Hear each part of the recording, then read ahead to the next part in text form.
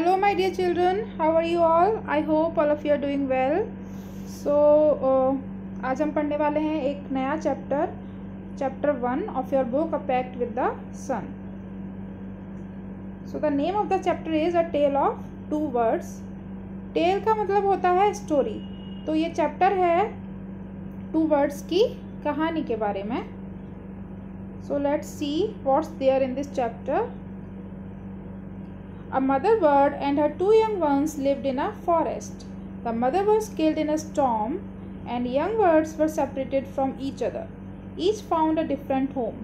तो एक mother bird थी जो कि अपने दो न्यूबॉर्न बेबीज़ के साथ एक फॉरेस्ट में रहती थी. एक दिन बहुत ही बड़ा तूफान उस फॉरेस्ट में आया और मदर बर्ड की डेथ हो गई और उसके जो दोनों न्यूबॉर्न बेबीज़ थे वो बच जाते हैं. अब दोनों न्यूबॉर्न बेबीज़ सेपरेट हो जाते हैं उस तूफ़ान में और उसके बाद उनके साथ क्या होता है वो हम इस स्टोरी में देखेंगे. There once lived a bird and her two newborn babies in a forest. They had a nest in a tall shady tree and there the mother bird took care of her little ones day and night. तो एक bird थी जो कि अपने दो newborn babies के साथ एक फॉरेस्ट में रहती थी और उनका नेस्ट कहाँ था? उनका नेस्ट था एक बहुत ही लंबे टॉल शेडी ट्री, मीन्स बहुत ही डेंस ट्री में, घने ट्री के अंदर उनका एक नेस्ट था और उस नेस्ट के अंदर वो मदर बर्ड अपने दोनों बच्चों की पूरा दिन और रात केयर करती थी, देखभाल करती थी. One day there was a big storm. एक दिन क्या हुआ कि बहुत ही बड़ा तूफान उस फॉरेस्ट में आ गया. There was thunder, lightning and rain and the wind blew down many trees. तो जब तूफान आता है तो क्या होता है? थंडर होता है, बिजली कड़कती है, बारिश आती है. तो ये सब उस फॉरेस्ट में होने लगा और जो हवाएं भी थी, जो विंड थी, वो बहुत तेज़ चलने लगी जिसकी वजह से उस फॉरेस्ट के ज़्यादातर ट्रीज गिर गए. Blue down means fell down, गिर गए. The tall tree in which the birds lived also came down. Unfortunately, जिस tall tree में उस मदर बर्ड का नेस्ट था वो पेड़ भी गिर गया. A big heavy branch hit the nest and killed the bird. और जो मदर बर्ड थी वो एक बहुत ही बड़ी और हैवी ब्रांच के नीचे आकर मर गई. Fortunately for the baby birds, the strong wind blew them away to the other side of the forest. Fortunately means luckily. Luckily वो जो दोनों न्यूबॉर्न बेबीज़ थे मदर बर्ड के वो दोनों बच जाते हैं. जो विंड होती है वो उनको फॉरेस्ट के अदर साइड में बहाकर ले जाती है. One of them came down near a cave where a gang of robbers lived. The other landed outside a rishis ashram a little distance away. तो जो पहली बर्ड होती है वो कहाँ पर आकर गिरती है? एक केव के पास. केव मीन्स गुफा के पास, और उस गुफा के पास गैंग ऑफ रॉबर्स रहता था. रॉबर्स मीन्स थीव्स, चोर, लुटेरे. और जो दूसरी बर्ड होती है वो एक ऋषि के आश्रम के पास आकर गिरती है जो कि थोड़ी ही दूरी पर. Days passed and the baby birds became big birds. अब समय बीतता गया और जो दोनों बेबी बर्ड्स थी वो बिग बर्ड्स में टर्न हो गई, वो बड़ी हो गई. One day the king of the country came to the forest to hunt. एक दिन वहाँ का राजा फॉरेस्ट में आया हंट करने के लिए, मीन्स शिकार करने के लिए. He saw deer and rode after it. तो राजा ने एक डियर देखा, एक हिरन देखा और वो उसको चेज करने लगा, उसको किल करने के लिए. It ran deep into the forest followed by the king. जो हिरन था वो बहुत ही दूर तक फॉरेस्ट में भागता रहा और किंग उसको फॉलो करता रहा. Soon the king lost his way and didn't know where he was. तो डियर को चेज करते करते राजा अपना रास्ता भूल गया. अब उसे नहीं पता था कि वो फॉरेस्ट में किस जगह पर है. He rode on for a long time till he came to the other side of the forest. तो राजा जो है चलता रहा और फाइनली वो फॉरेस्ट के दूसरी साइड में पहुंच गया जहाँ पर वो दोनों वर्ड्स रहती थी।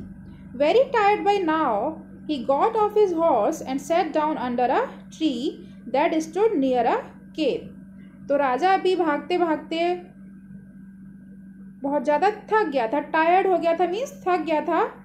तो उसने क्या किया, वो अपने घोड़े से उतरा, अपने हॉर्स से उतरा और एक ट्री के नीचे बैठ गया। और ये ट्री कहाँ पर था? केव के पास।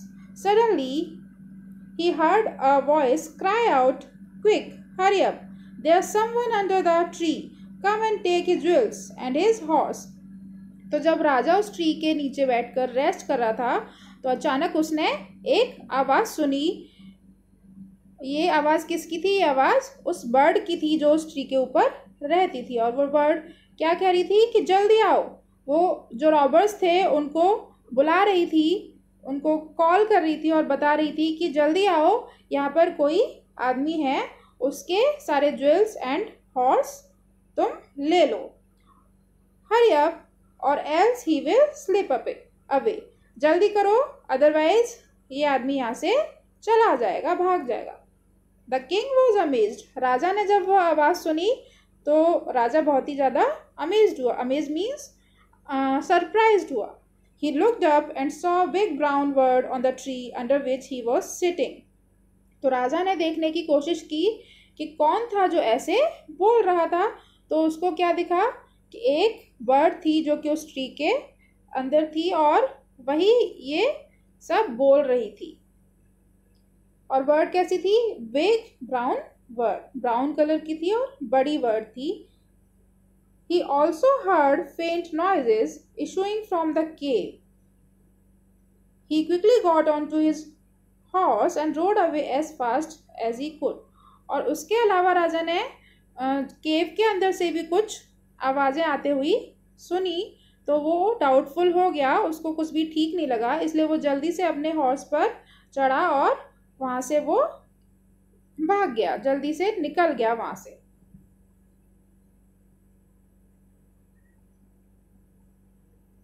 The king was amazed to hear a similar voice again. He came to know the word's true story। He met the rishi who explained the behavior of each word। अब जो king है वहाँ से भागते हुए वो दूसरी जगह पहुँचेगा और उसको दोबारा एक ऐसी ही वॉइस सुनाई देगी। उसके बाद क्या होता है we will see। Soon he came to a clearing which he looked like an ashram। So what is the meaning of clearing? Clearing means an open space in a forest। जो किसी भी कल्टीवेशन के लिए हम थोड़ी बहुत जगह छोड़ देते हैं जहाँ पर पेड़ नहीं होते हैं, जहाँ पर खेती करने के लिए हम जो है अगर थोड़ा बहुत स्पेस छोड़ देते हैं उसको हम क्लियरिंग बोलते हैं।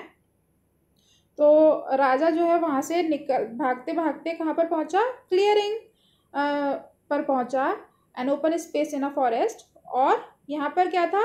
आश्रम था। इट वॉज द ऋषिज आश्रम। ये किसका आश्रम था? ऋषि का आश्रम था। The king tied his horse to a tree and set down in its shade. तो किंग ने दोबारा अपने हॉर्स को वहाँ पर एक ट्री से बांध दिया, टाई कर दिया और वो जो है वहाँ पर बैठ गया। Suddenly he heard a gentle voice announce, "Welcome to the ashram, sir. Please go inside and rest. The rishi will be back soon. There's some cold water in the pot. Please make yourself comfortable." तो राजा जब वहाँ पर rest करने लगा, आराम करने लगा, तो उसको दोबारा एक सिमिलर वॉइस सुनाई दी। और ये वॉइस उसको क्या बोल रही थी? वेलकम टू द आश्रम सर, मतलब उसको ग्रीट कर रही थी और बोल रही थी कि आप जो है आश्रम के अंदर जाकर रेस्ट कर सकते हैं। ऋषि अभी नहीं है आश्रम के अंदर, लेकिन वो जल्दी ही आते होंगे। और आश्रम के अंदर एक पॉट है जिसमें कि कोल्ड वाटर है, तो आप उसको भी ले सकते हैं। Please make your self comfortable, अपने आप को ईजी कर लीजिए। The king looked up and saw a big brown bird in the tree. He was amazed. This one looks like the other bird outside the cave, he said to himself loudly। तो king ने जब दोबारा से एक जैसी जो कि उसने केव के पास सुनी थी, ये वॉइस भी बिल्कुल वैसी थी। जब दोबारा ऐसी वॉइस किंग ने सुनी तो वो दोबारा इधर उधर देखने लगा कि कौन बोल रहा था और उसको वही बिग ब्राउन बर्ड ट्री पर दिखी। तो वो बहुत ही ज़्यादा अमेज्ड हुआ, सरप्राइज्ड हुआ कि ये बर्ड तो बिल्कुल पहले वाली बर्ड की तरह ही दिखती है, लेकिन इसका जो बिहेवियर है वो बिल्कुल अलग है। You are right, sir, answered the bird. He is my brother, but he has made friends with robbers. He now talks as they do. He doesn't talk to me anymore. Just then, the rishi entered the ashram.